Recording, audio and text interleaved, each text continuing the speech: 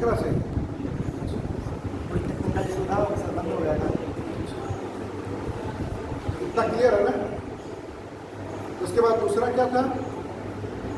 कृषि उद्योग सेवा में किए जाने वाले परिवर्तनों एवं रणनीतियों को बनाना, किसानों की आय को 2022 तक दोगुना करना। 2 गुना, ठीक है।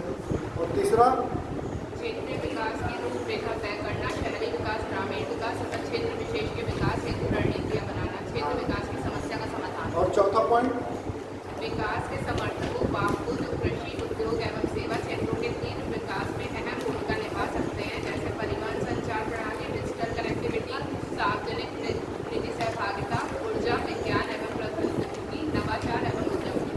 उसके अलावा आप सब लोग लिखे हो कि नहीं? ये सब लोग लिखे हो ना? कितने लोग नहीं लिखे हैं? हाथ उठाए। आप लोग नहीं लिखे, तो इसको लेकर के लिख लीजिएगा आप लोग, ठीक है ना? नहीं तो फिर मैं पढ़ाता चला जाऊँ, फिर पता चला कि कुछ समझ में आया ही नहीं है, ठीक है ना? और इसको शॉर्ट नोट्स भी हम दे देते हैं, प्री कमेंट्स का आपका हो जाता है, ठीक है ना? इसके साथ ही फिर अगले पॉइंट पर हम लोग आते हैं। पहला था दृष्टिकोण, विकास दृष्टिकोण एवं संसाधनों का पूर्वानुमान। उसमें आ जाएगा आपका राजकोषीय नीति, राजस्व नीति और टैक्सेशन, कि हमारे पास आपके आगे कितने साधन हैं और कहाँ पे व्यय किया जाना चाहिए और हमें कहाँ पे किफ़ायती करना है, ठीक है? इसके बाद हम लोग आए थे प्रमुख क्षेत्रों में महत्वपूर्ण आर्थिक परिवर्तन, ठीक है? ये सेकेंड भाग है, एक लाइन में अगर कहा जाए तो। इसके बाद तृतीय भाग में है क्षेत्रीय विकास, ठीक है? भाग 3 में है क्षेत्रीय विकास, यानी जैसे पूर्वोत्तर के क्षेत्रों का विकास करना, है ना? और उत्तर के क्षेत्रों का विकास करना, जैसे जम्मू कश्मीर, लद्दाख, इस क्षेत्रों में तटीय क्षेत्रों का विकास करना, ये सब जितने क्षेत्र रीजनल हैं उसके विकास पर जोर देना है। फिर उसके बाद है समृद्धि सहायक कारक। समृद्धि सहायक कारक में क्या क्या आएंगे, लिख लीजिए इसको आप लोग, बहुत शॉर्ट में हम आपको बताते जा रहे हैं और समझाते जाएंगे दोनों चीज़ें। लिख लीजिए इसको, समृद्धि सहायक कारक भाग 5 से 4, 3 भाग तो हो चुका है आपका, क्षेत्रीय विकास हो चुका है, जिसमें हमने बता दिया था 6 पार्ट को मैंने बताया था। इसमें पीएम आवास योजना, अमृत, स्मार्ट शहरों का विकास, स्वच्छ भारत मिशन, राष्ट्रीय शहरी आजीविका मिशन, फिर हृदय योजना। क्लियर है ये? यहाँ तक तो हो गया था सबका? आप लोग को नहीं समझ में आ रहा कुछ, कहाँ से हो रहा है? आप लोग आए भी नहीं थे इधर बीच में, लेकिन गए। और आपका 10-12 दिन ना, चलिए कोई बात नहीं, 10-12 दिन हम भी नहीं आए थे। पिछला 2-3 क्लासों में कंप्लीट हुआ है, किसी से लेकर के कंप्लीट कर लीजिएगा, ठीक है ना? समृद्ध सहायक कारक में क्या आता है बताइए, इसमें आएगा क्या? पहले क्या आउटलाइन सोचिए। समृद्धि होती है, समृद्धि क्या होता है? What is the growth? कोई बताए? What is the growth?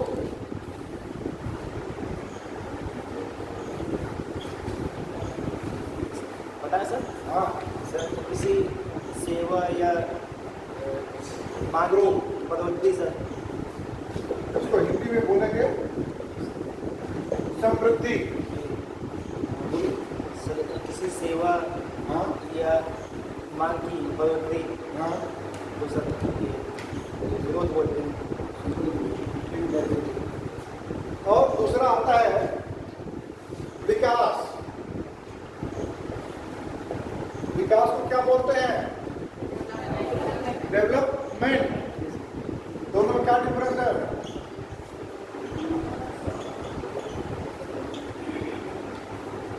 Development, इसके और समझते ही होंगे सब लोग।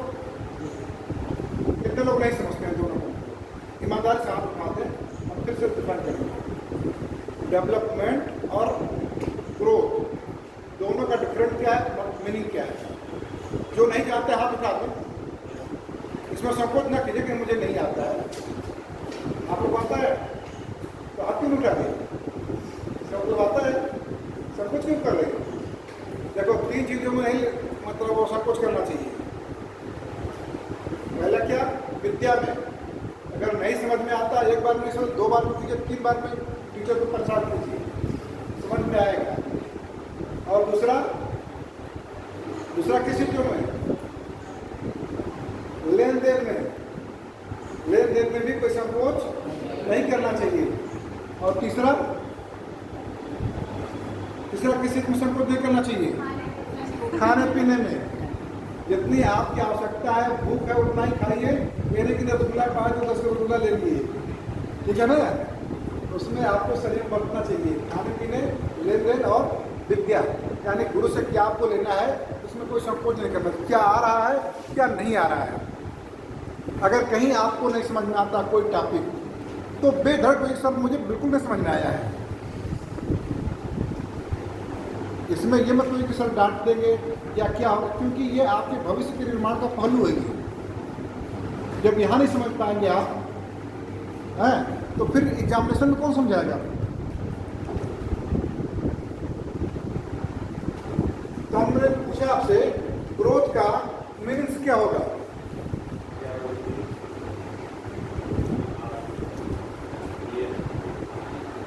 ग्रोथ का मतलब क्या है Anuradha? What is the growth in the economic sense?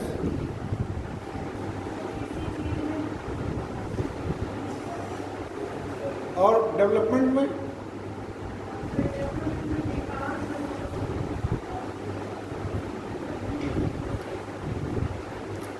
आप बताओ।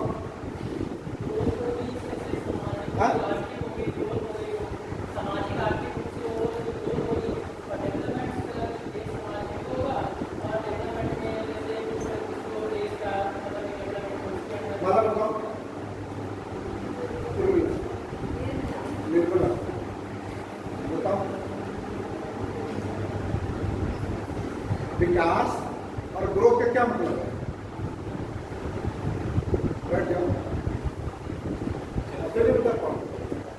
वृद्धि जब हो जाती है, किस चीज की वृद्धि? वस्तु और सेवाओं, और किसी की वृद्धि होती है? आप बताओ। आप भी नहीं उठाए थे कि उठाए थे? जब प्रोडक्शन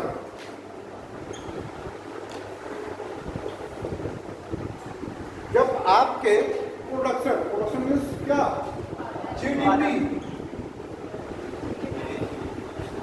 जीडीपी क्या होता है? हम जैसे पूछे वही बताया करो। एक लोग को जानकारी और बगैर जानकारी भी नहीं हो पाती तो व्यक्ति सबको कुछ भी नहीं पता, बता भी नहीं पाता है। तो बोलने की तो जेब खोलेगी, क्वेश्चन आंसर की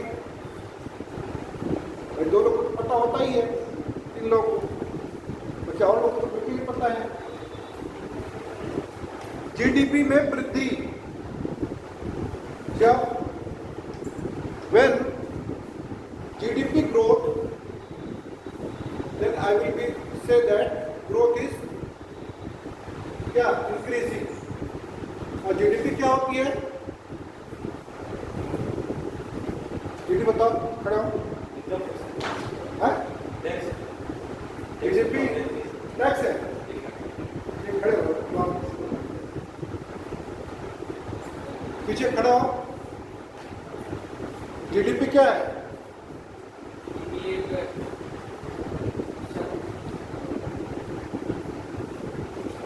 आप खड़े हो, कितने दिन से क्लास ले रहे हो? कितने दिन से? चलो ठीक, तो बताओ। सब एक प्रकार का उत्पाद है जिसका मतलब सकल घरेलू उत्पाद।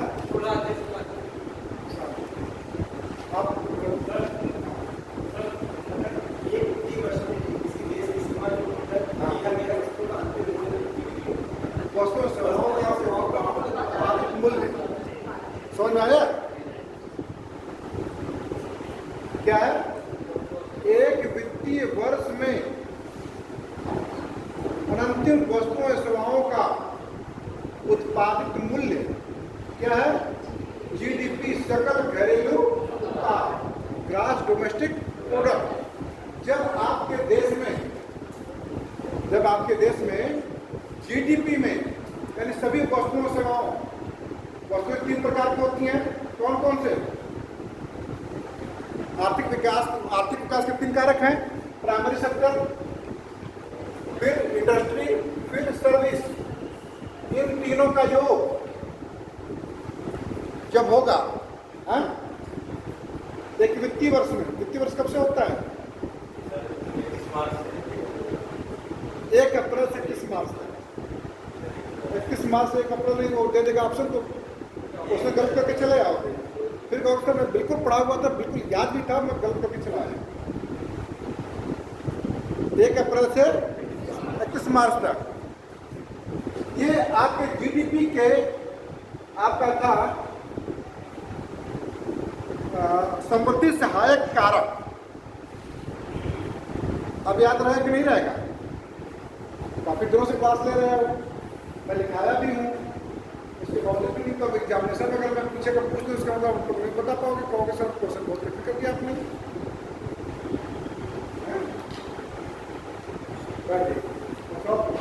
पीछे का जो है ना पढ़ जाओ, नहीं तो रास्ता नापने का कोई मतलब नहीं है। तो ये मैंने कहा कि समृद्धि के सहायक कारक, समृद्धि के सहायक कौन कौन से हैं?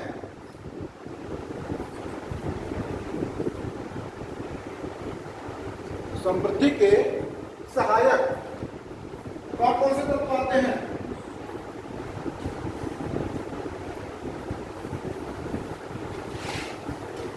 बोलिए।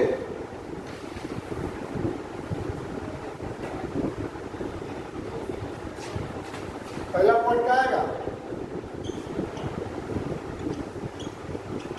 ट्रांसपोर्ट। और उसके साथ का क्या आएगा? ट्रांसपोर्ट के साथ क्या आता है?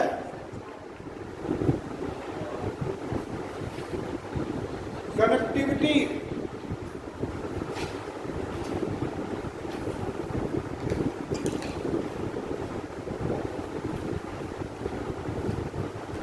कनेक्टिविटी उसको क्या बोलेंगे हिंदी में?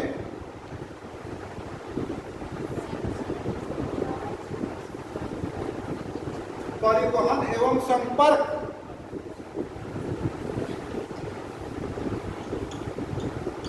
परिवहन एवं संपर्क, ठीक है।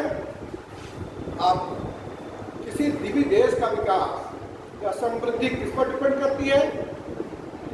आपके ट्रांसपोर्ट पर। अब ट्रांसपोर्ट कितने प्रकार का होगा? एक तो होगा क्या? बाई रोड, दूसरा कैसा हो गया? हवाई, और तीसरा जलमार्ग। जलमार्ग में कौन कौन से आएंगे? बंदरगाह। भारत में कितने बंदरगाह हैं?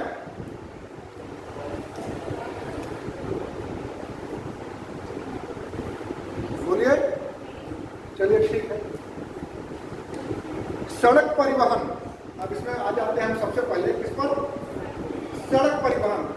सड़क परिवहन कितना निर्माण किया गया है, कितना होना चाहिए और कितना बाकी है?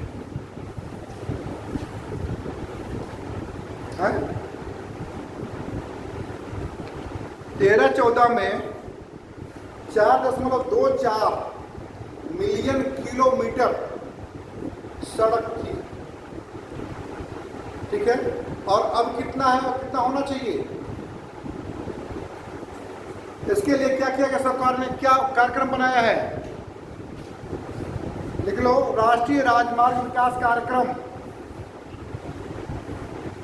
राष्ट्रीय राजमार्ग विकास कार्यक्रम। फिर अगला पॉइंट है भारतमाला परियोजना।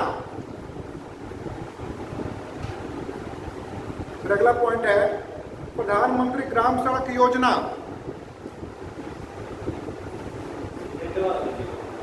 प्रधानमंत्री ग्राम सड़क योजना, भारतमाला परियोजना। इसके बाद अगला पॉइंट है भारत निर्माण।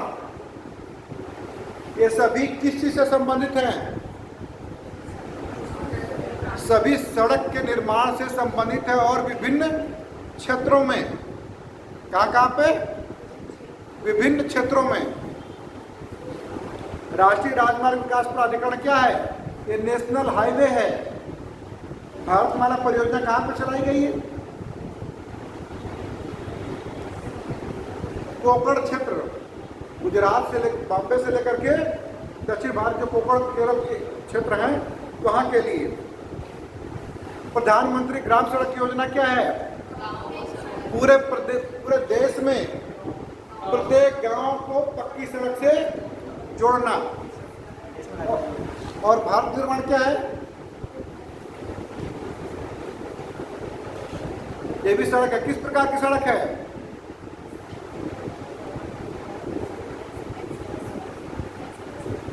हैं? भाई ये ठीक तो है कि गांव सड़क से जुड़ गए हैं, लेकिन गांव के अंदर भी जाने के लिए कुछ साधन होना चाहिए कि नहीं? घर तो है लेकिन मोटरसाइकिल भी गांव के अंदर नहीं जा सकती है कि नहीं है?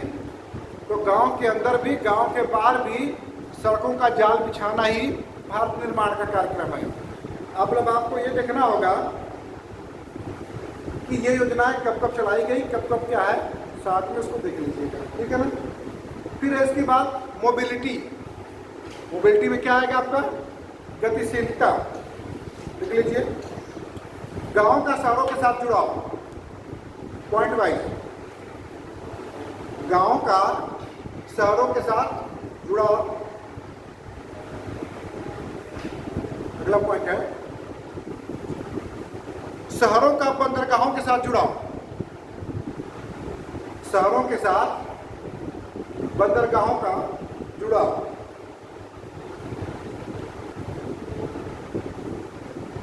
अगला पॉइंट, और तेज गति से चले, आज खत्म करूंगा इसको, ठीक है।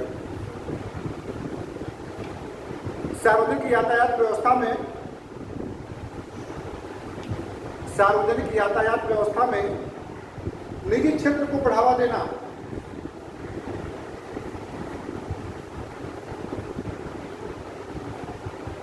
निजी क्षेत्र को बढ़ावा देना। अगला पॉइंट, राष्ट्रीय राजमार्ग, राष्ट्रीय राजमार्ग एवं राज्य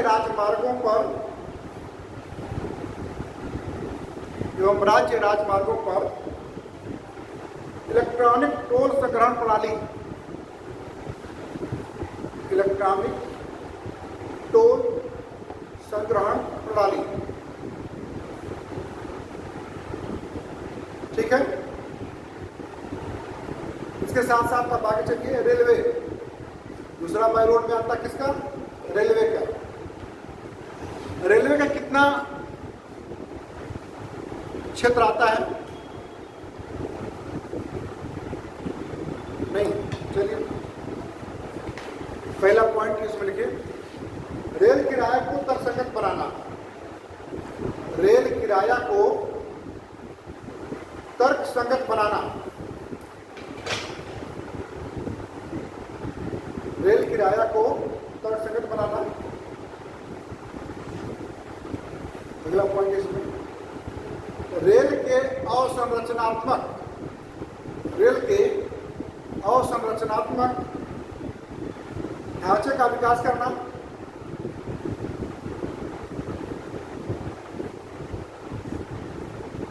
रेलवे के सेवा गुणवत्ता में वृद्धि करना। रेलवे के सेवा गुणवत्ता में वृद्धि करना।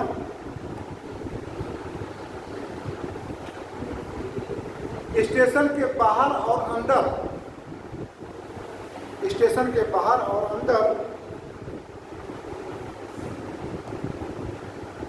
की सुविधाओं में वृद्धि करना।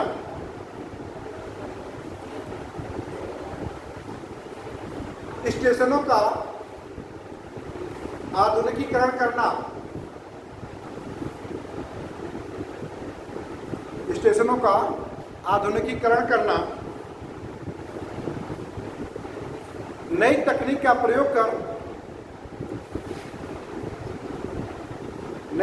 प्रयोग कर सुरक्षा बढ़ाना,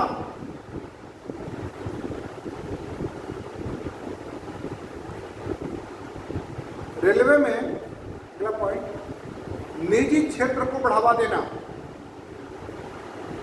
रेलवे में निजी क्षेत्र को बढ़ावा देना। ऐसा क्यों कहा जा रहा है कि निजी क्षेत्र को बढ़ावा दिया जाए?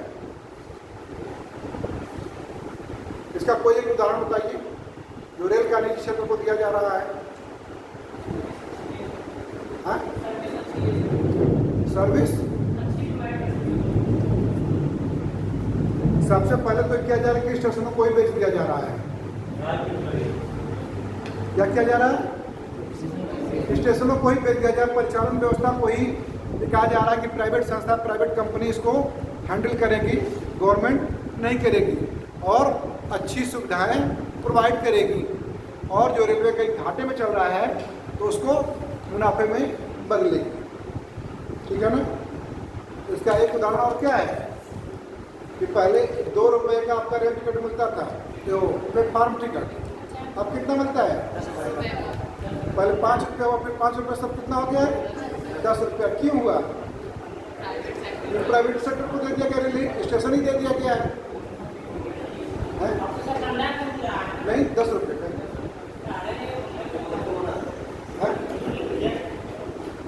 10 रुपये का ही है ना? फिर आप आगे चलिए, शिपिंग एवं पोर्ट, शिपिंग और पोर्ट। शिपिंग मतलब क्या होगा? जहाज के द्वारा वस्तुओं और सेवाओं का आदान प्रदान। ठीक है ना? एक राज्य से दूसरे राज्य, एक देश से दूसरे देश। भारत में कितना क्षेत्र है जो तटीय क्षेत्र है? ये किसी को पता है? कितना भाग तटीय क्षेत्र है भारत में? 7,517 किलोमीटर। लिख लीजिए। भारत में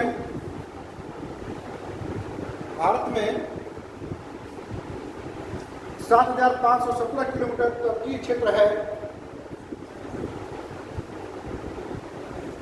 7,517 किलोमीटर क्या है? तटीय क्षेत्र का क्या मतलब है? कोस्टल एरिया, जहाँ की समुद्र से सटा हुआ भाग है। आधा भाग लगभग भारत का तटीय क्षेत्र है। कहाँ से? गुजरात की कच्छ खाड़ी से लेकर के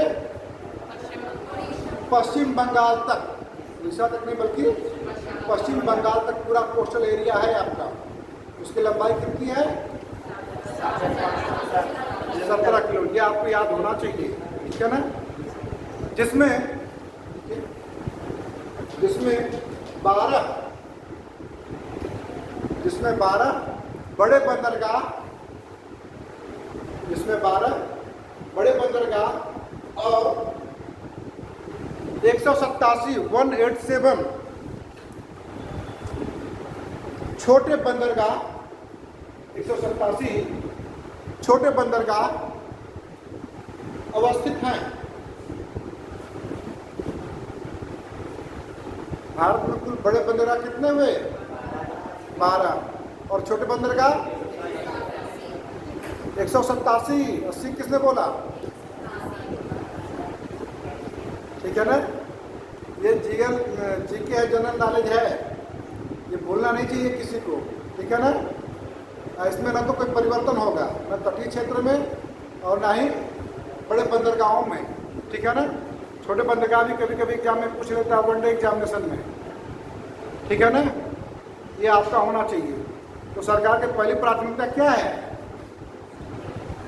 भारत को क्या बनाना चाह रहा है? Manufacturing hub. यानी वो जैसे चाइना है मैन्युफैक्चरिंग हब है, वैसे अब चाइना के बजाय इंडिया को बनाने की इच्छा है हमारे पीएम को, ताकि लोगों को विश्व में अधिक से अधिक वस्तुओं और सेवाओं का निर्यात किया जा सके। इसके लिए क्या होना चाहिए? बंदरगाह।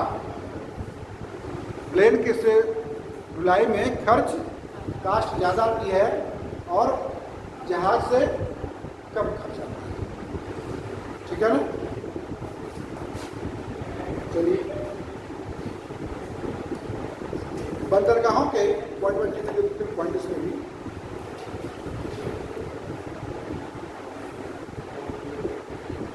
बंदरगाह के अवसंरचनात्मक ढांचे में सुधार करना,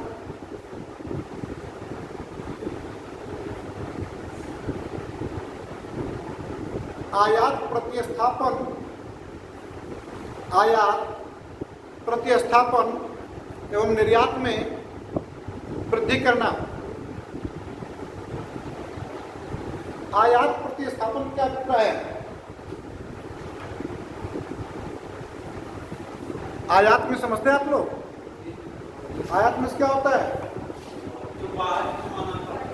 जो बाहर यानी विदेशों से हम सामानों को आयात करते हैं, मंगाते हैं, उसको हम आयात करते हैं। और निर्यात जब हम अपने देश की वस्तुओं सेवाओं को बाहर भेजते हैं। तो आयात प्रतिस्थापन क्या अभिप्राय होगा? ये क्वेश्चन पूछा गया है।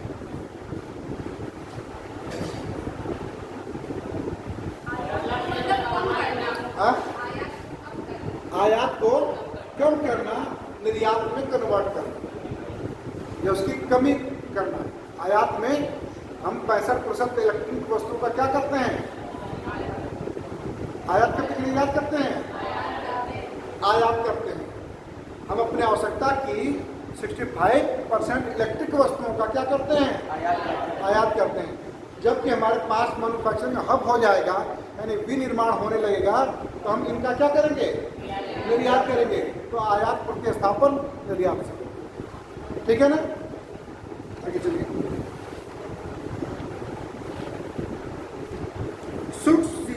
शुल्क की प्रक्रिया को सीमा शुल्क। अगर हम बंदरगाहों पर अगर टैक्स लगाते हैं तो उसको क्या कहते हैं? सीमा शुल्क। अंग्रेजी में क्या बोलेंगे उसको? हाँ,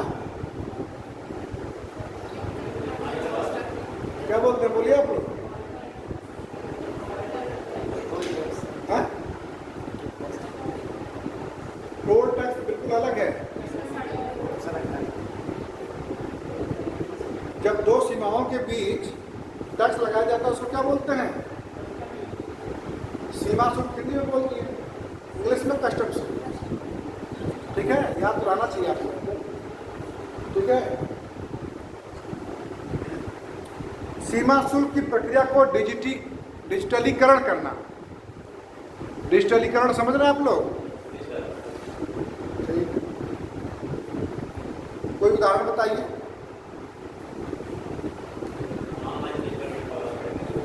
ऑनलाइन पेमेंट, अगर आपका जहाज जा रही है तो उस पर भी कुछ ऐसा सिस्टम हो कि अपने आप टैक्स कट जाए, या फिर उतर के ये ना हो कोर्ट पर उसको टैक्स काटना पड़े, है ना? इस प्रकार की सुविधा होना चाहिए, जैसे फास्टैग है बाई रोड में। अंतर्देशीय जलमार्ग। अंतर्देशीय जलमार्ग को क्या बोलते हैं? अंतर्देशीय से क्या होता है? देश के अंदर। देश के अंदर आपकी जल मार्ग की क्या व्यवस्था है? कितना क्षेत्र हमारा नौवहनीय अंतर्देशीय क्षेत्र है? हमारे देश के अंदर कितना भाग या कितने किलोमीटर अंतर्देशीय जल मार्ग है? लिख लीजिए। भारत में 14,500 किलोमीटर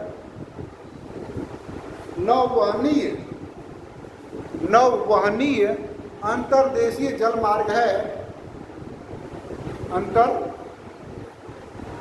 जल मार्ग है। इसके बाद आता है, ये तो आपने बाई रोड कर लिया, शिपिंग रोड के, उसके बाद नागर विमानन। इसके बाद क्या आएगा? नागर विमानन या हवाई मार्ग। आपके देश का कितना प्रतिशत हवाई मार्ग द्वारा यातायात किया जाता है? बताइए कोई। पूरे देश का, इससे हम प्रदेश की बात कर रहे हैं, 10% भी नहीं है। और राज्यों में तो बिल्कुल ही कम है। सरकार ने, सेंट्रल गवर्नमेंट ने प्रत्येक छोटे शहरों को भी हवाई मार्ग से जोड़ने का प्रयास किया है। इसके साथ ही साथ प्रदेश सरकार ने प्रत्येक जिलों को भी कहा, प्रत्येक जिलों को भी हवाई मार्ग से जोड़ने का प्रयास किया है। इसके साथ ही साथ जो मालों की ढुलाई है उसको भी हवाई मार्ग के द्वारा जोड़ने का प्रयास किया जाता है, जो बहुत ही कंपल्सरी हो। अन्यथा हमारे उसके लिए क्या है, देश की सीमा के अंदर, जैसे उत्तर प्रदेश से केरल भेजना है तो केरल से अगर जम्मू भेजना है तो रेल मार्ग है कि नहीं? एक अलग से कॉरिडोर बनाया जा रहा है। पूरब से पश्चिम, उत्तर से दक्षिण रेल मार्ग का इतना जाल बिछा दिया गया है कि अगर कोई भी देश, जैसे उड़ीसा है, उड़ीसा को क्या कहा जाता है? सूखा क्षेत्र। गरीबी भुखमरी वहाँ पर ज़्यादा होती है, उत्पादन बिल्कुल कम होता है, और पंजाब में ज़्यादा होता है। तो अमृतसर कहते हैं कि गरीबी क्यों है? गरीबी संसाधनों की उपलब्धता की कमी के कारण है, जबकि संसाधन आपके पास है। एक जगह अनाज सड़ रहा है और दूसरी जगह भुखमरी है, तो इसका कारण क्या है? संसाधनों का असमान वितरण। अगर वितरण समुचित व्यवस्था से हो जाए तो गरीबी और भुखमरी की समस्या नहीं होगी पूरे देश के अंदर। क्यों? क्योंकि जहाँ पे अधिक होता है वहाँ से माल को क्या करें, वहाँ पे व्यवस्थित करें जहाँ पे उत्पादन नहीं हो। ठीक है ना? एक नागर विमानन भी क्षेत्र लिख लीजिए इसमें, तो उसको आप लोग पढ़ लीजिएगा। और नागर विमान को डिजिटलीकरण किया जा रहा है, डिजिटल कनेक्टिविटी। डिजिटल कनेक्टिविटी का उदाहरण क्या है बताइए?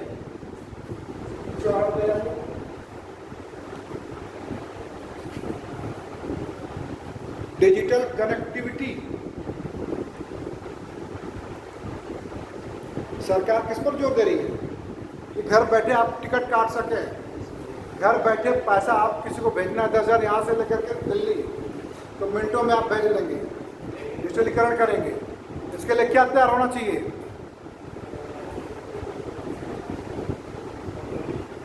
डेटाबेस। बिना डेटाबेस के आप कुछ कर सकते हैं क्या? और वाईफाई, सबसे बड़ी चीज क्या है? इंटरनेट और वाईफाई। आपकी कनेक्टिविटी ज़्यादा हो तो भी आप कुछ कर पाएंगे, ना कुछ नहीं कर पाएंगे। इसलिए डिजिटीकरण, डिजिटल कनेक्टिविटी के अंदर कुछ पॉइंट लिख लीजिए आप लोग।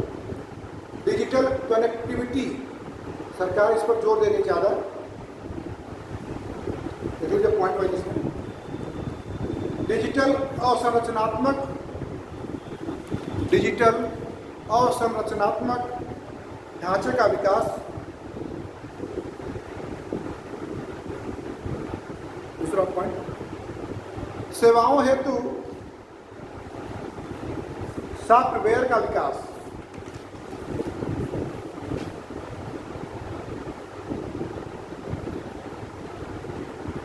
नागरिकों को, अगला पॉइंट, नागरिकों को डिजिटल रूप से सशक्त बनाना, डिजिटल रूप से सशक्त बनाना।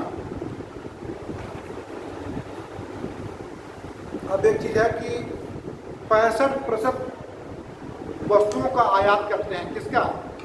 इलेक्ट्रॉनिक्स का, उसको कम करना। इलेक्ट्रॉनिक वस्तुओं के आयात को कम करना, 65% से ला करके इसको 10 से 20% करना है, ठीक है ना। साइबर सुरक्षा कानून का निर्माण करना, अगला पॉइंट। सबसे बड़ी दिक्कत क्या है? बहुत अच्छा तो है डिजिटलीकरण, लेकिन उसके नुकसान क्या है? Cyber fraud. क्या होता है वो? Cyber fraud. उसको सुधारना क्या होगा? साइबर सुरक्षा कानून का निर्माण करना। अगला पॉइंट में जैसे डिजिटल अर्थव्यवस्था, डिजिटल अर्थव्यवस्था, डिजिटल इंडिया, ई शासन, ई कार्यालय, digital locker, digital locker. Digital locker से क्या अभिप्राय है? वो भी सर हैं?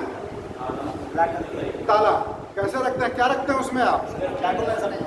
अपने सभी डॉक्यूमेंट्स आपको ढोने की अब आवश्यकता नहीं है। डिजिटल लॉकर में उसको लॉक कर दीजिए और कहीं भी किसी भी संस्था में चले जाइए, वो खोल करके आप बताएंगे, वो देख लेंगे या आप उनको दिखा देंगे, ठीक है ना। Digital locker. अच्छा, सबसे बड़ी चीज़ ये होती है, गवर्नमेंट में दिखाया भी हूँ, सार्वजनिक निजी भागीदारी। लिख लीजिए इसको, पॉइंट में दिखा देते हैं। सार्वजनिक निजी भागीदारी से क्या अभिप्राय है? पब्लिक प्राइवेट पार्टनरशिप के तहत अपनी अर्थव्यवस्था को सार्वजनिक क्षेत्र से निजी की क्षेत्र की ओर शिफ्ट करना, ठीक है ना। यानी इसको हम ये कह सकते हैं कि सोशल इकोनॉमी से कैपिटल इकोनॉमी की ओर बढ़ना, सोशल इकोनॉमी से कैपिटल इकोनॉमी की तरफ बढ़ना। देख लीजिए, इस संदर्भ में भारत सरकार द्वारा एक समिति का गठन किया गया, यानी एक समिति का गठन हाई लेवल पर।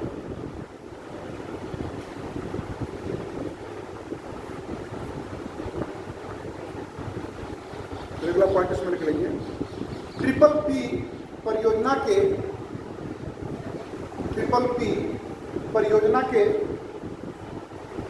प्रवर्तन एवं निगरानी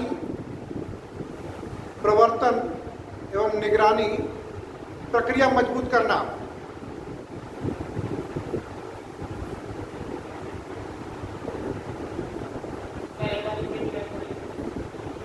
ट्रिपल पी परियोजना के प्रवर्तन एवं निगरानी प्रक्रिया मजबूत करना, निगरानी प्रक्रिया मजबूत करना। अगला पॉइंट, ट्रिपल पी परियोजना के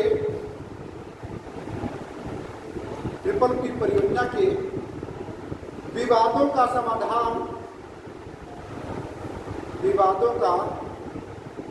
समाधान तंत्र विकसित करना।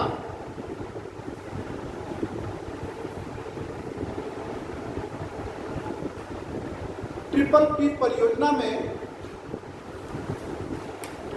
परियोजना में आक्रामक बोली लगाने को रोकना, आक्रामक बोली लगाने को रोकना।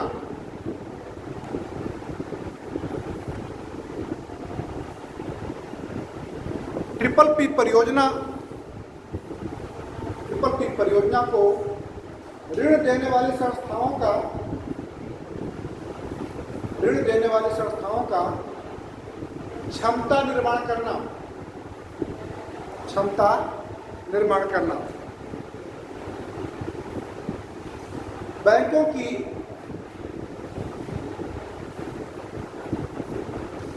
की एनपीए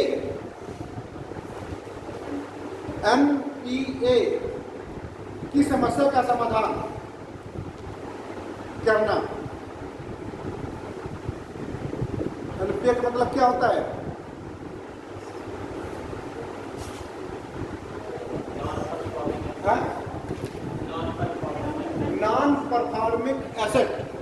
बैंकों के पास ऐसे बहुत से एसेट हैं जो कि रिकवर नहीं होते।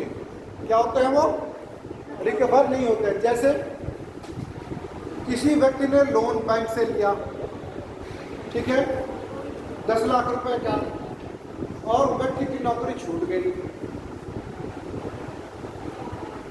ये नौकरी करता है व्यक्ति और उसकी नौकरी किसी कारणवश छूट गई या सस्पेंड हो गया, तो क्या 10 लाख रुपए की भुगतान कर पाएगा वो? तो कहाँ जाएगा वो संपत्ति कहाँ चली जाएगी? एनपीए यानी नॉन परफॉर्मिंग एसेट में वो रेगुलर ईएमआई जमा नहीं कर पाएगा, भुगतान बैंक को नहीं कर पाएगा। इसके लिए फिर बैंक 3 साल का, साल भर 6 महीने का मौका देती है। फिर उसके बाद कहती है कि अगर आप नहीं तब भी नहीं कर पाते हैं तो उसको क्या करती है? ऑक्शन करती है। फिर बैंक क्या करता है? उसको नीलाम कर देता है। ठीक है ना?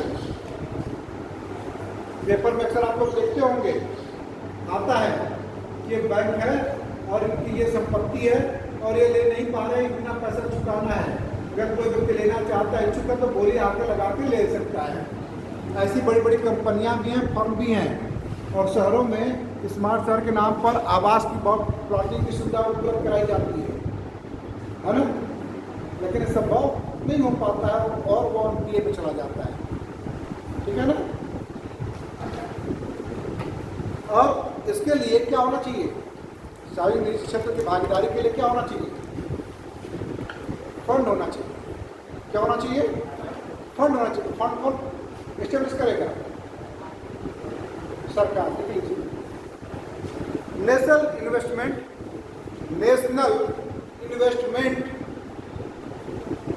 इंफ्रास्ट्रक्चर फंड का, नेशनल इन्वेस्टमेंट इंफ्रास्ट्रक्चर फंड का निर्माण करना, संचालन करना। भाई निजी क्षेत्र क्या होता है? उसके पास पैसा का अभाव होता है, तो क्या करे? उसके पास फंड होना चाहिए। तो और दो भाई बैंक से नहीं मिल पाएगा, तो कहाँ से मिलना चाहिए? तो एक ऐसी एजेंसी हो, फंड हो, जिसके माध्यम से उसको ऋण मिल सके और वो इन्वेस्टमेंट कर सके। ठीक है ना? अब चलिए ऊर्जा, एनर्जी, पॉइंट वाइज लिखते चले जाइए। अभी तक कितने लोगों के पास बिजली नहीं है भारत में? कितने परिवारों के पास या कितने लोगों के पास बिजली की सुविधा भी उपलब्ध नहीं है? कोई डाटा नहीं है? ये डाटा होना चाहिए, आप लोग को लिख लीजिए। भारत में अभी भी 304 मिलियन लोगों के पास बिजली उपलब्ध नहीं है। 304।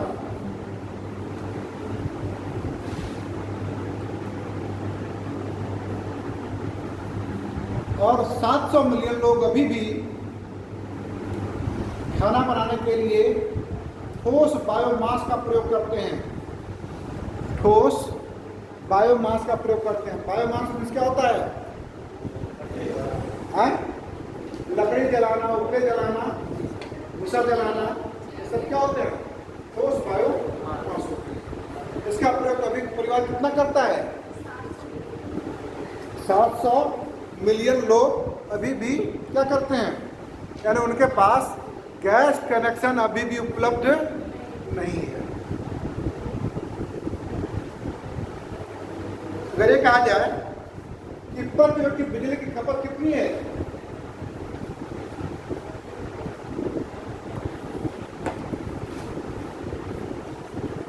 बताइए। प्रति व्यक्ति बिजली की खपत कितनी है? आप कितना बिजली उपयोग करते हैं?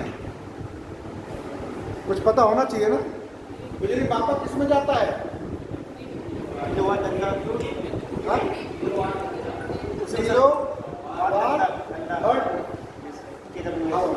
ठीक है ना? हाँ, KWH लिख लीजिए। प्रति व्यक्ति बिजली खपत औसतन 1010 किलोवाट प्रति व्यक्ति बिजली खपत, जबकि होना कितना चाहिए विश्व स्तर पर कितना है 1010 किलोवाट आवर्स।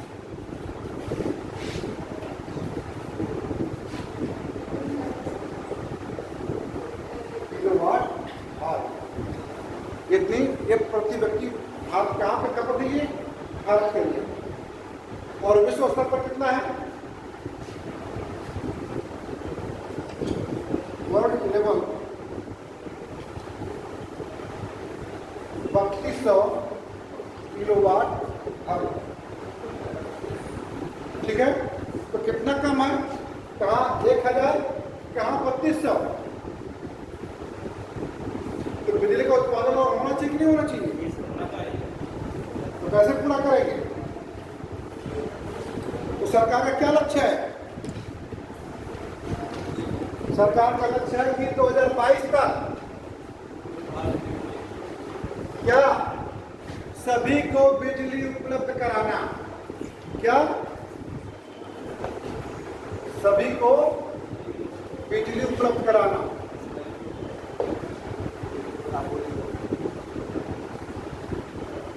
उसके बाद 2022 तक देखिए पॉइंट,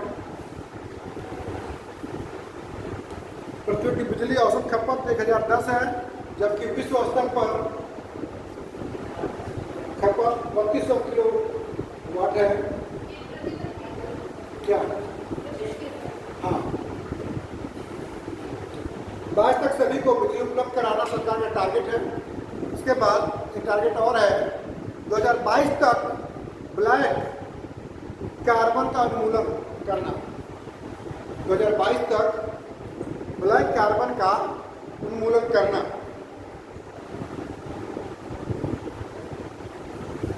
इसके अलावा एक और भी है, ब्लैक कार्बन से क्या अभिप्राय है,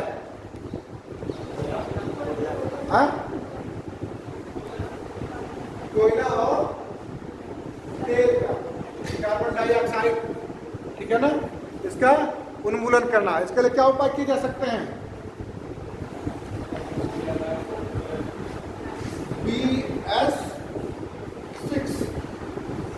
BS6 क्या है, हाँ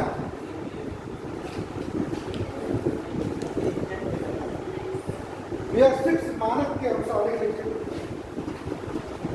BS6 मानक के अनुरूप तेल का उत्पादन करना। BS6 मानक के अनुरूप तेल का उत्पादन करना।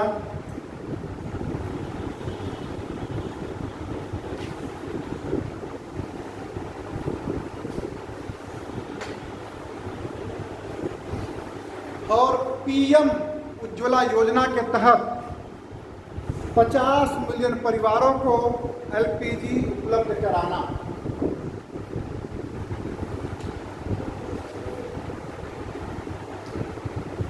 ठीक है,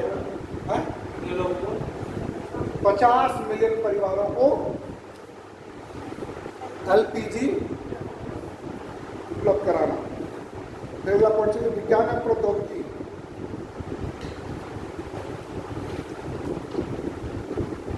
कीजिए, कितना टाइम है अभी टाइम,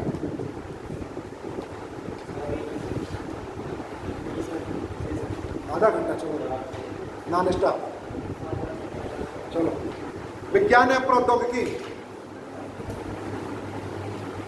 पॉइंट वाइज लिखिए। एक व्यापक डाटाबेस बनाना, एक व्यापक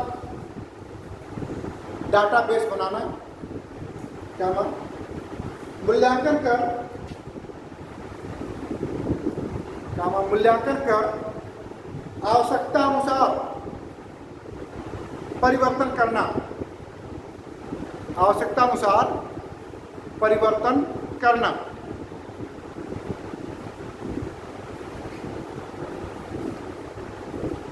सार्वजनिक एवं निजी भागीदारी हेतु, सार्वजनिक एवं निजी भागीदारी हेतु व्यापक दिशा निर्देश जारी करना।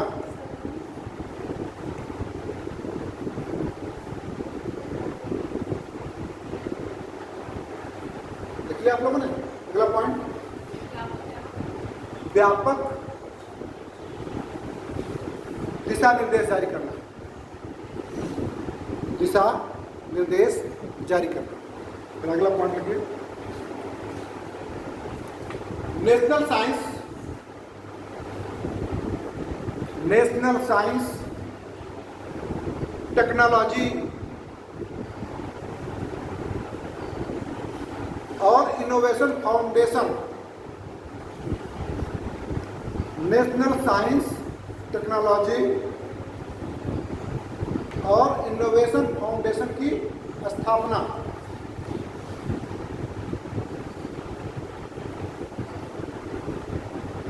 ठीक है, यानी सरकार क्या चाह रही है कि इसके लिए विज्ञान और साइंस के लिए शोध के लिए एक फंड, अलग से ही फंड इस्टेब्लिश कर दिया जाए तो जिसका प्रयोग केवल शोध के लिए ही किया जाएगा। ठीक है ना, अगर कोई प्रोजेक्ट तैयार करता है उस प्रोजेक्ट को देने के लिए। ठीक है ना, तो लिखिए आगे, विज्ञान एवं प्रौद्योगिकी के अध्यापन, विज्ञान एवं प्रौद्योगिकी के अध्यापन,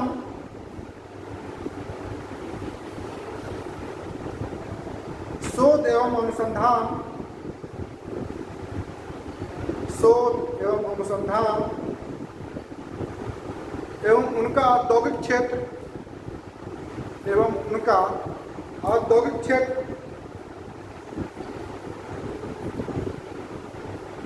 एवं व्यवहार में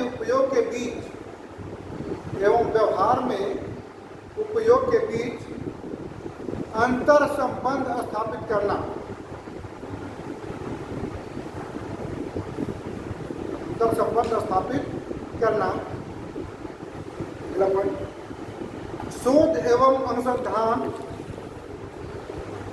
शोध एवं अनुसंधान और नवोन्मेष या नवाचार के क्षेत्रों में, शोध एवं अनुसंधान और नवाचार यानी नवोन्मेष के क्षेत्र में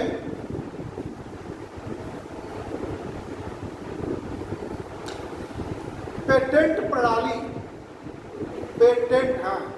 प्रणाली में सुधार करना।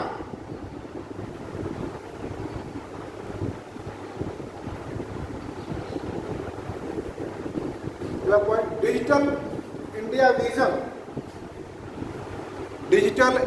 विजन जैसे ई शासन,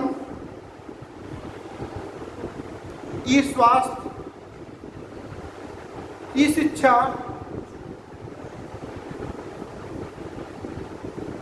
संचार एवं उद्यमशीलता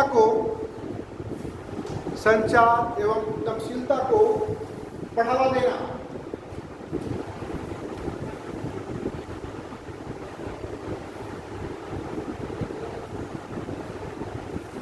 अब देखिए, नवाचार परितंत्र का विकास या निर्माण करना, नवाचार परितंत्र का निर्माण या विकास।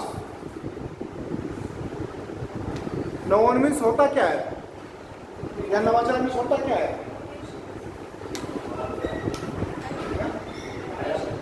इनोवेशन तो है ही है, नवाचार इनोवेशन ही है।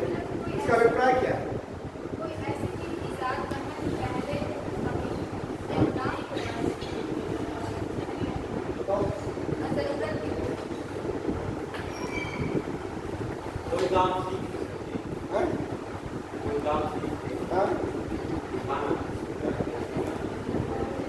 नवोन्मेषण यानी नवाचार का अभिप्राय क्या है? अनुवाद होता है इनोवेशन या नवाचार का मतलब क्या होता है? उसका विकास करना यानी नए विचारों का निर्माण करना। जैसे क्या? जैसे कपड़ा धोते हैं आप हाथ से, लेकिन पता चला कि घर में कोई है ही नहीं है, और पत्नी बीमार है, बच्चे स्कूल जाते हैं, पत्नी नौकरी भी करे, कपड़ा भी धोए, तो उसके लिए क्या उपयोगी है? Washing machine. यानी वॉशिंग मशीन का ईजाद करना जिससे कि घर के कामकाज आसानी से निपट सके। तो ये क्या हो जाएगा? इनोवेशन हो जाएगा। बैठिए, यानी नए विचारों का निर्माण ही हम क्या कहते हैं उसको, इनोवेशन। चलिए लिख लीजिए इसमें, नए विचारों का निर्माण की प्रक्रिया, नए विचारों के निर्माण की प्रक्रिया ही नवाचार या नवोन्मेष है। एक लाइन में अगर बोलना हो तो इसे बोलिए, ठीक है ना। नए विचारों के निर्माण की प्रक्रिया ही नवोन्मेष या नवाचार है। इसी के तहत 2016 में क्या बनाया गया था, प्रधानमंत्री ने तो लाल किले के प्राचीर से कहा था क्या,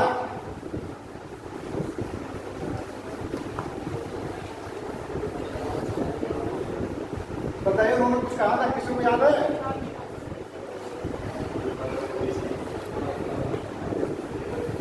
हम आपको दे दे रहे हैं 2016 में, बताइए 2016 में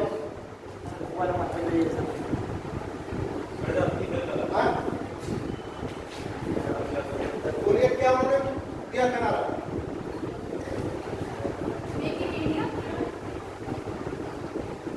लेकिन इंडिया कब हुआ था?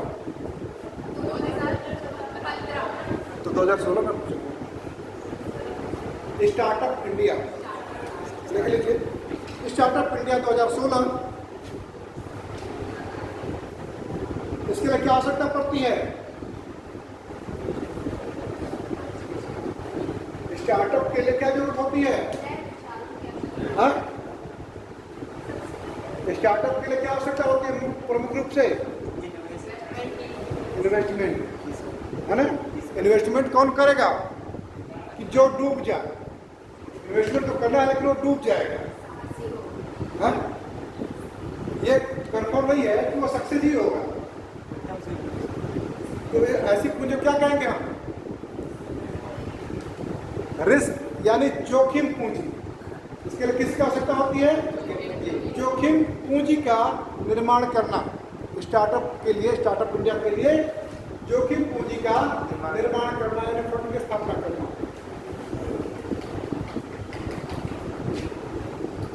अब इसके लिए नवाचार आगे लिख लीजिए, मजबूत नवाचार परितंत्र के निर्माण के लिए आवश्यक है। भाई नवाचार, हमारा देश नवाचार में बहुत पीछे है। विश्व के 50 देशों में अपना भी एक स्थान नहीं है।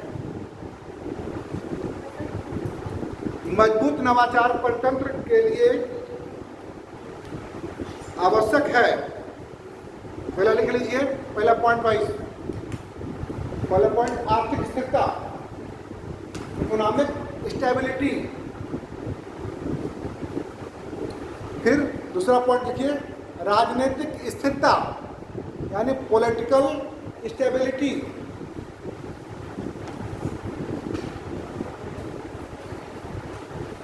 और तीसरा संसाधनों एवं वित्त की उपलब्धता।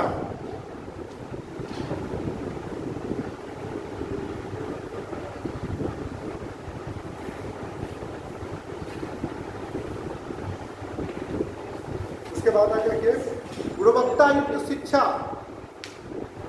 गुणवत्ता युक्त शिक्षा। अगला पॉइंट, शोध एवं अनुसंधान।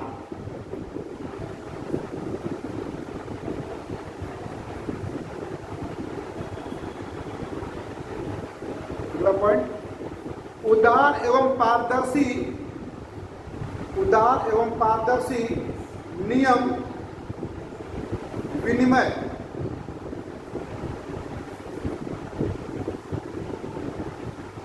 अगला पॉइंट, उद्यमशीलता एवं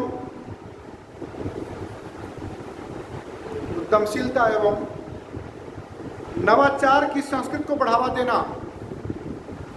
नवाचार की संस्कृति को बढ़ावा देना। अगला पॉइंट, मानव संसाधन।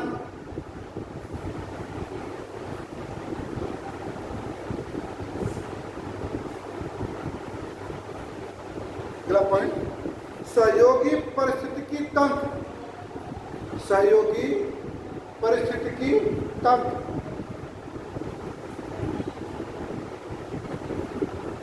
अगला पॉइंट देख लीजिए, नवाचार प्रोत्साहन के लिए बौद्धिक संपदा अधिकार नीति, बौद्धिक संपदा अधिकार नीति 2016 बनाई गई है। बौद्धिक संपदा अधिकार नीति 2016 बनाई गई है। अब आप आ गए, भाग 4 कंप्लीट हो गया। अब आएंगे भाग 5। भाग 5 इसमें आ जाएगा क्या? सरकार, गवर्नमेंट, ठीक है। और गवर्नमेंट की प्रमुखता क्या होती है? फर्स्ट चीज सुशासन, सुशासन, सुशासन को क्या बोलेंगे? भावना बताओ। गवर्नेंस, गवर्नेंस, सुशासन, गवर्नेंस, गुड गवर्नेंस,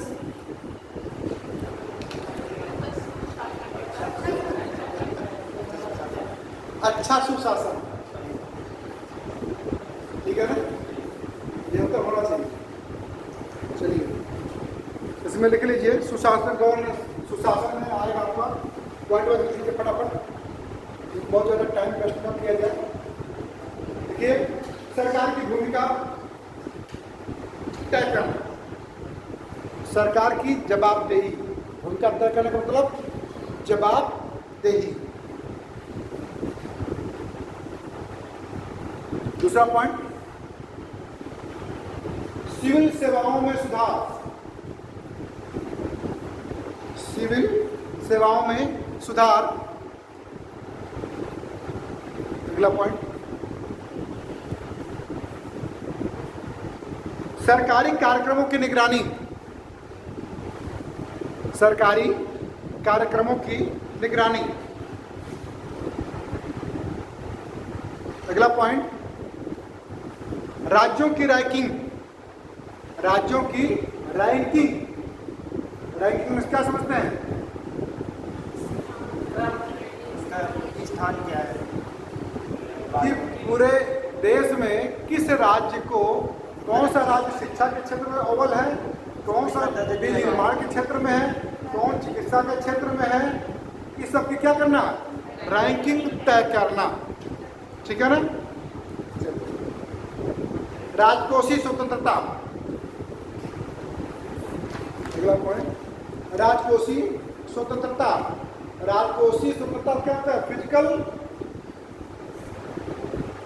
क्या? फ्रीडम। इसका क्या अभिप्राय होगा? अब तक तो आप नीति पढ़ते थे, उसका सूत्र पढ़ते थे। राजकोषीय स्वतंत्रता क्या है? फ्रीडम क्या मतलब?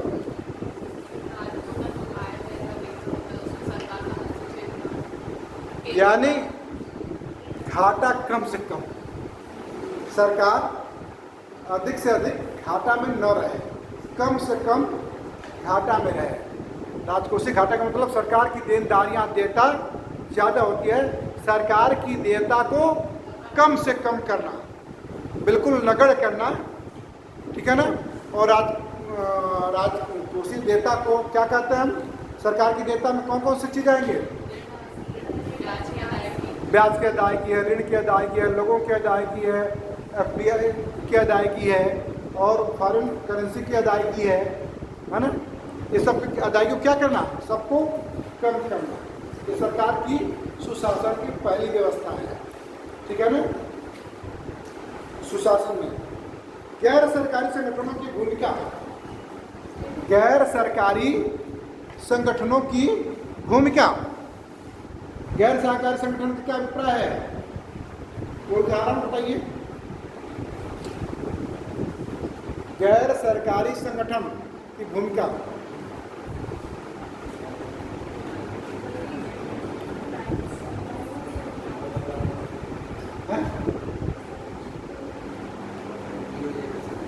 एनजीओ क्या कहेंगे उसको? NGO। क्या गैर सरकारी संगठन है, लेकिन ये करते क्या है? समाज सेवा, समाज सेवा करते हैं, समाज के उत्थान के लिए योगदान देते हैं। जैसे चाइल्ड केयर है, बाल श्रम है, वित्तीय समावेशन है। वित्तीय समावेशन समझ रहे हैं आप लोग? Financial inclusion. चलिए आज पढ़ाएंगे इसको, क्योंकि उसी में लग जाएगा तो फिर छूटता चला जाएगा। फिर लिखिए कर नीति एवं प्रशासन। कर नीति एवं प्रशासन। अगला पॉइंट, प्रतिस्पर्धात्मक नीतियां और विनियमन।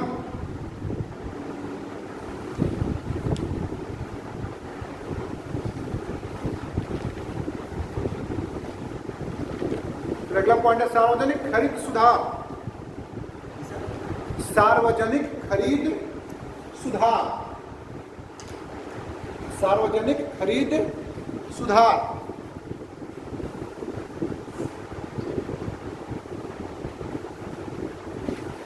अगला देखिए, क्षेत्र विशेष। क्षेत्र विशेष विनियामकों की क्षमता में विनियामकों की क्षमता में वृद्धि करना। अगला पॉइंट, विधि का शासन स्थापित करना। विधि का शासन स्थापित करना। अगला पॉइंट, न्याय प्रणाली में सुधार करना। और सबसे लास्ट पॉइंट क्या हो सकता है सरकार? आप लोग बताइए। देखिए किसका ध्यान जाता है उस तरफ, जो व्यवहारिक दिन प्रतिदिन में सब लोग उसको झेलते रहते हैं।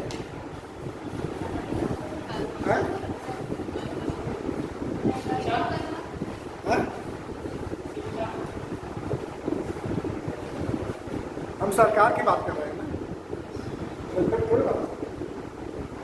सरकार चलाता है और शासन, उसका क्या कौन होता है? उसका सबसे बड़ा असर क्या होता है शासन करने का? ला विधि का शासन को पहले दिखा चुके हैं।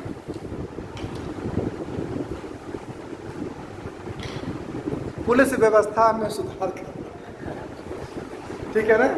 पुलिस को फ्रेंडली बनाना, क्योंकि एक आम पब्लिक में भय होता है, पुलिस को देख करके डर जाता है। अगर पुलिस घर पे पहुंच गई तो उसके आगे प्राण तो सूख गए, पता नहीं किस कारण से पुलिस आ गई। तो भी रात में अगर शाम को अगर पुलिस घर पर पहुंच गई तब तो और भी स्थिति खराब हो जाती है ना?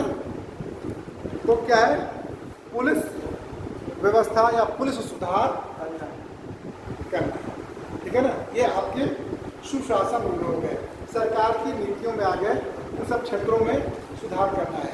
क्या क्या कैसे होना है तो थोड़ा सा आप पढ़ लेंगे, विस्तार से हो जाएगा, ठीक है ना? अगला पॉइंट है, छठा पॉइंट, सामाजिक क्षेत्र। इसमें पॉइंट वाइज करते चले जाएंगे, बहुत ज़्यादा लंग नहीं जाएंगे। लंग आप लोग को पढ़ना पड़ेगा थोड़ा सा मदद कर, ठीक है? देख लीजिए फटाफट। पहला पॉइंट, शिक्षा एवं कौशल विकास। हाँ, ये भाग 5-6 हो गए।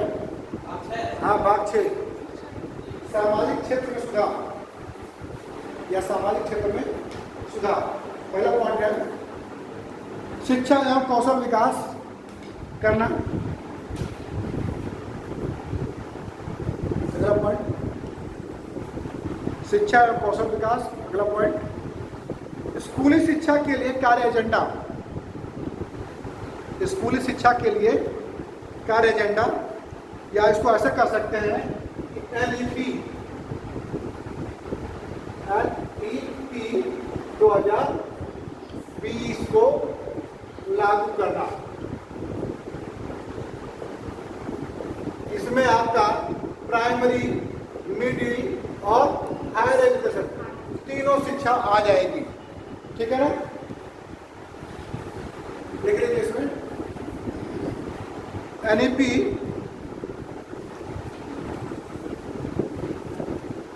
को लागू करना और शिक्षा व्यवस्था में सुधार करना।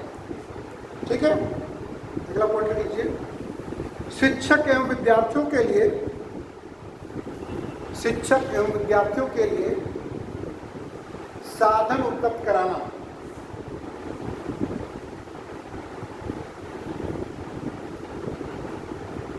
अगला पॉइंट, मौजूदा प्रशासनिक तंत्र में सुधार करना। अगला पॉइंट है कौशल विकास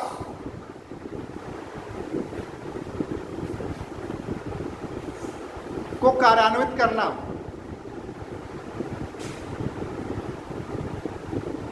अगला लिखिए स्वास्थ्य क्या मानक होते हैं, कोई बताएं? स्वास्थ्य में क्या क्या आएगा?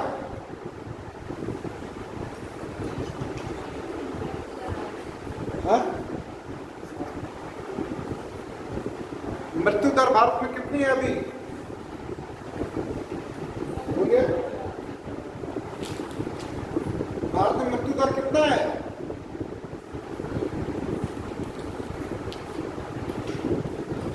एक लाख में कितनी मृत्यु होती है? 120 बटे 1 लाख मृत्यु होती है। मृत्यु दर कितना है? 120 बटे 1 लाख, यानी 1 लाख में 120। शिशु मृत्यु दर कितना है?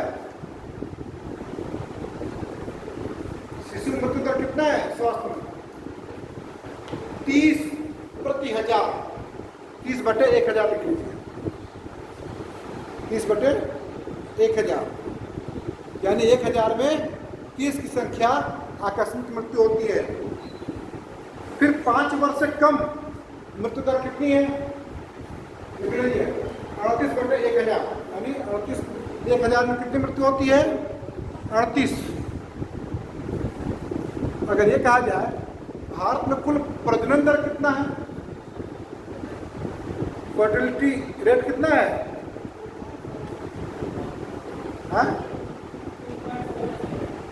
2.4 था, उसे 2.1 हो गया है, 2.1 करना, ठीक है। 2.1 या 2% तक लाना सरकार का लक्ष्य है, ठीक है ना। 2.4 है, 2% या 2.1 तक लाना, ठीक है ना। चलिए आगे। फिर अगला सरकार क्या लक्ष्य है इसमें? एक अधिक, लिख लीजिए अगला पॉइंट, एक अधिक समावेशी समाज के निर्माण की ओर, एक अधिक समावेशी समाज के निर्माण की ओर।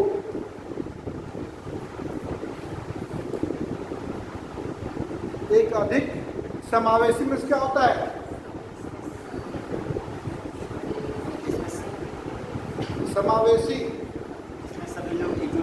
जिसमें सब समाज है, सब किसी है जिसमें सब समाज है। और भारत में क्या सब लोग समाहित है?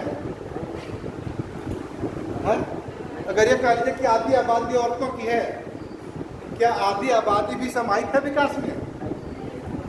अगर कार्य करने में भी अगर लिया जाए तो भारत में कुल कितनी महिलाएं कार्य करती हैं? कार्य करने की श्रम बल कितना है महिलाओं में, महिलाओं का? बोलिए। भारत में जीडीपी में महिलाओं का योगदान मात्र कितना है? 17%। कितना है? 17% जीडीपी में महिलाओं का योगदान है। जबकि विश्व स्तर पर कितना है?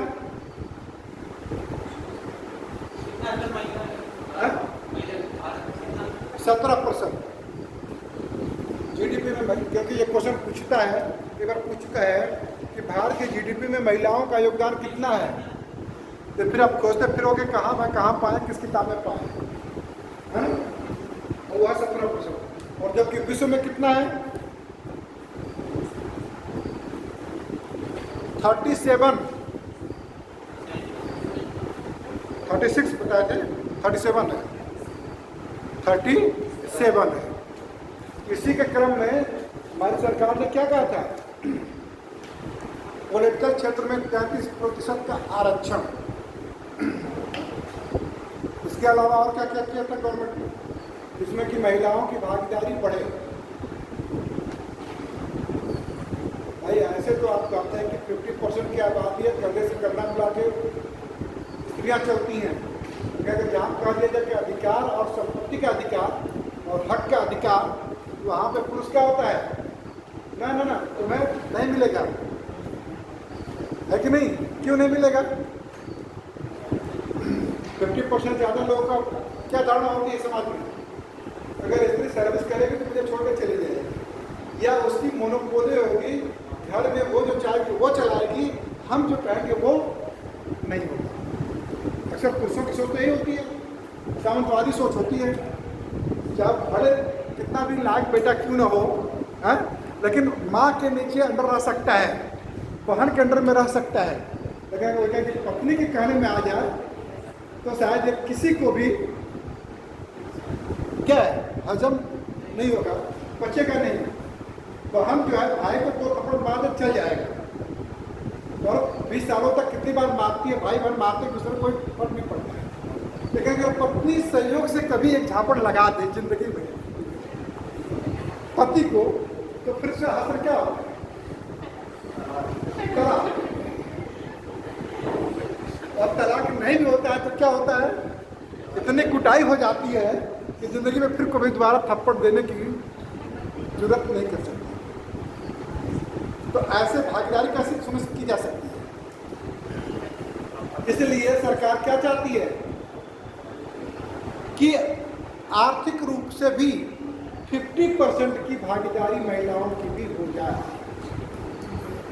अगर पति को पीने की लत लग गई है, चाहे पति कितना सुधारना क्यों न चाहे, है, घर बेच के गहना बेच कर कुछ बेच करके उसको पीने को चाहिए। अगर पति ने रोड़ा आया तो उसकी गर्दन, कई पेपरों में आप लोगों ने देखा होगा कि कई पत्नियों की हत्या कर दी गई इसलिए कि शराब का पैसा न देने की वजह से घर का सामान बेचने के विरोध करने के चक्कर में मारपीट लड़ाई झगड़ा होता है। तो ये पुरुषों की मोनोपोली को खत्म करना है स्त्रियों में। तो कैसे होगा? जब वो आर्थिक रूप से स्वतंत्र हों। आप अपनी बहन को तो पढ़ाना चाहते हो कि बहन नौकरी में टीजीटी पीजीटी में आ जाए, लेकिन जैसे बीबी अगर शादी कर लिए तो ये भरसक कोशिश करो कि मैं नौकरी में आ जाऊं, पत्नी नौकरी में ना आने पाए। कोशिश होती है कि नहीं होती है?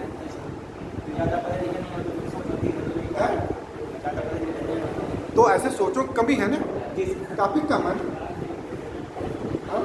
चलिए आगे चलिए, एक पॉइंट और है, संवहनीयता।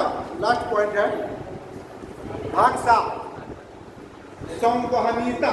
इसको इंग्लिश में बोलेंगे सस्टेनेबिलिटी। संवहनीयता को सस्टेनेबिलिटी बोलते हैं, ठीक है, सस्टेनेबिलिटी। चलिए डिटेल्स में पहला चीज वायु प्रदूषण। भारत में वायु प्रदूषण में कौन सा स्थान है भारत का? वायु प्रदूषण। भारत में वायु प्रदूषण क्यों होता है? बोलिए। कारखाने की वजह से। और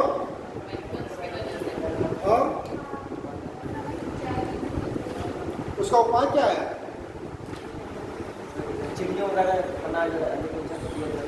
ईंट भट्टों को और गाड़ियों को और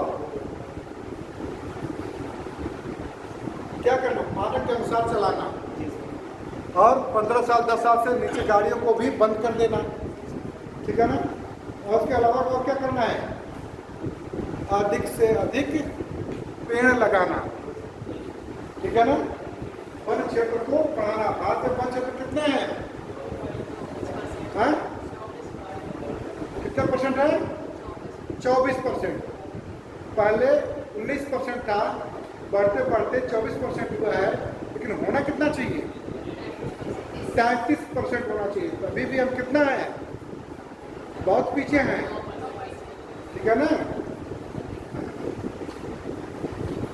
भारत में ऐसे कितने शहर हैं जो विश्व लेवल पर प्रदूषित हैं?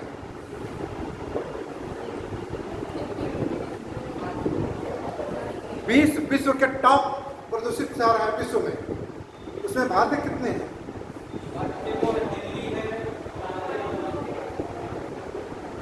विश्व के टॉप प्रदूषित शहरों 20 हैं और उसमें से आधे भारत में हैं।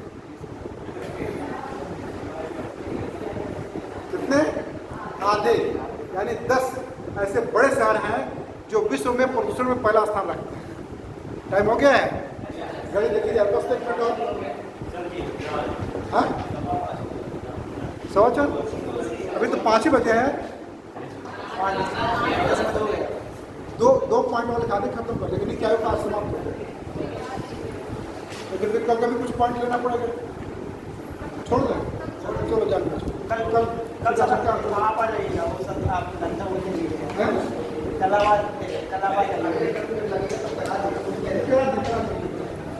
ये समझ में आ रहा है कि नहीं आप लोग को? इसलिए मैं लिखा दे रहा हूँ